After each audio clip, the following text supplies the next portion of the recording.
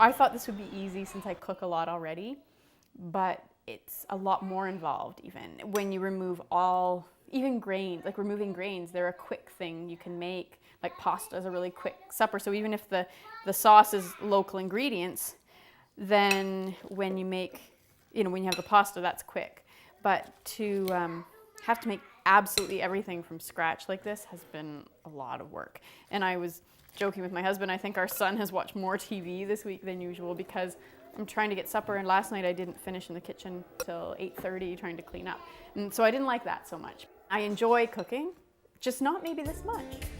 It's day 7 for Andrea, Mike, and Kieran, and they're celebrating the end of their Eat Local Challenge by putting on a local food feast for a few friends. Tonight we've invited a lot of our close friends over. Everyone's coming over tonight really to celebrate local food. For supper we're having corn on the cob from Corn Acres Farm and meat. Sausage, chicken, and fish. And for dessert, watermelon, which has been dessert all week. It's watermelon. I'm not sure what to put on the fish. I thought of lemon garlic, but there's no lemon trees nearby.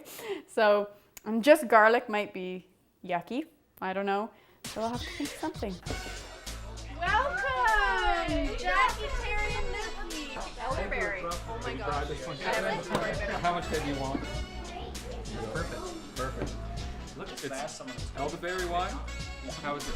Sure, that's very nice. Jim actually found this for us. Oh. He was online. We were looking for a gluten-free beer. Yeah. Gluten-free and local. And they said that when things were in season. When they're in season. Yeah, when they're in season. So when the grains are in season, it's about as local as you can get. So we bought a couple of those tonight. Welcome to our final night of the 100-mile diet. We've managed over the last couple of days to collect a variety of things for you guys to try. So we have a green salad, coleslaw, corn, and there's more to come, chicken and sausage, potatoes, and down here we have some trout.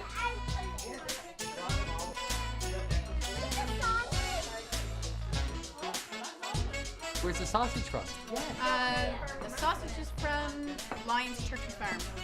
This corn tastes good. Is that goat's milk? It is goat's milk. Oh, well, let's see if the boys will drink it. Okay. It looks a little thicker. I think it is. It's 4.3 milk fat. You know what kind of milk that is? Goat's milk. When I was growing up, my grandparents grew everything that we ate, and even from milk, we milked a cow, and it was your whole milk, and everything was fresh. And we thought, I guess, as a family, we were progressing by being able to go buy everything in the grocery store, and you're getting away from all of that. But as it turns out, I feel like I should be going back to that, so that my kids are getting the best thing for themselves and for us too. Cheers. Local beer.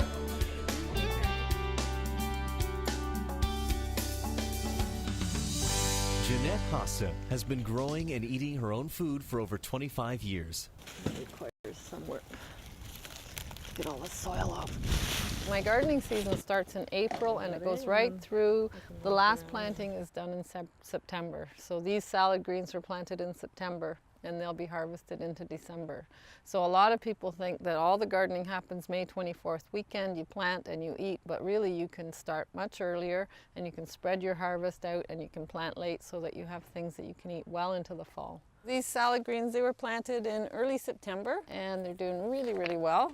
They're covered with this floating row cover. So that's a Japanese mustard.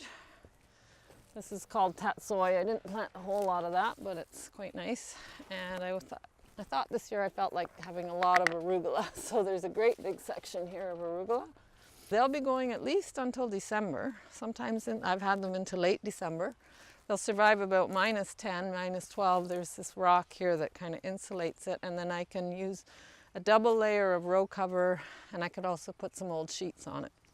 This bed's been planted 3 or 4 times probably. It had salad greens and garlic in the spring, then it always has my cucumbers in the summer, and now it's got the salad greens again. This is my root cellar. When I moved here, this was an old cistern.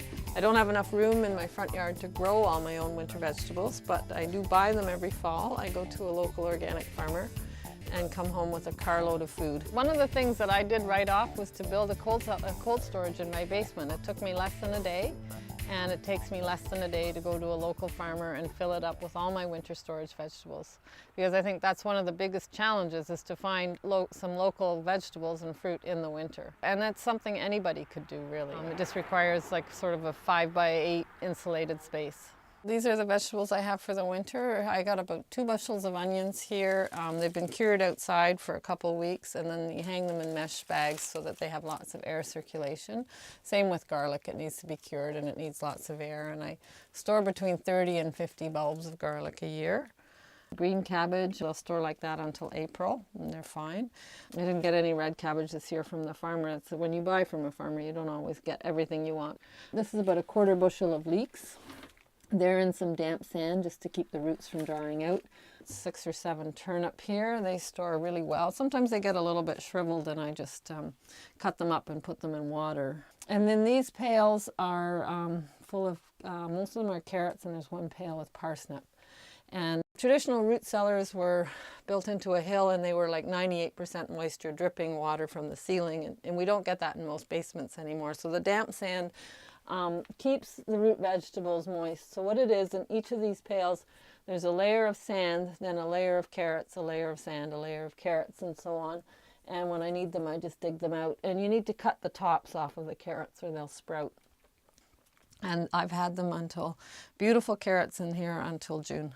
So it's an 1,100 square foot house, and there's a furnace at the other end. So the basement's small, it's nothing fancy. I'm quite amazed at how much I can do in this little space.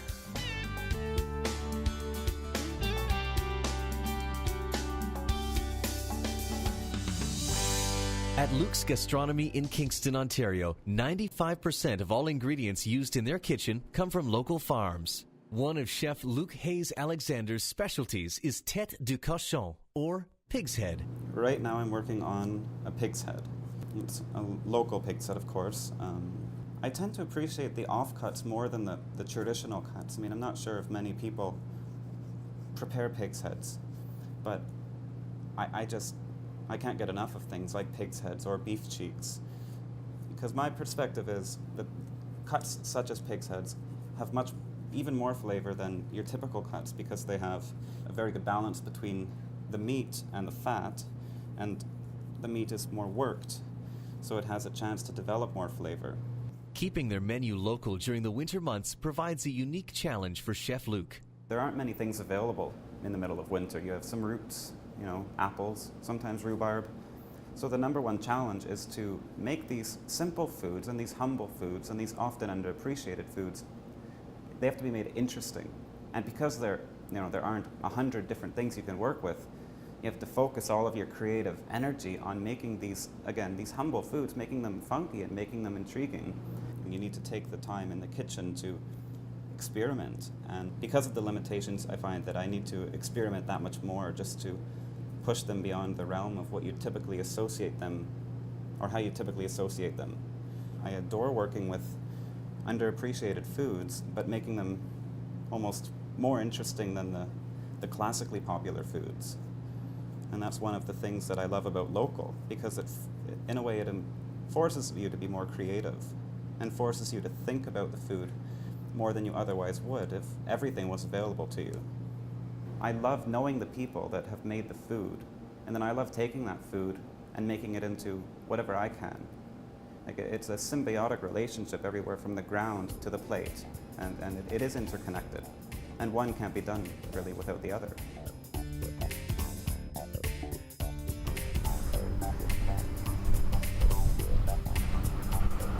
Family-owned and operated Burnbrae Farms is one of Canada's largest egg producers, with processing facilities in 6 provinces.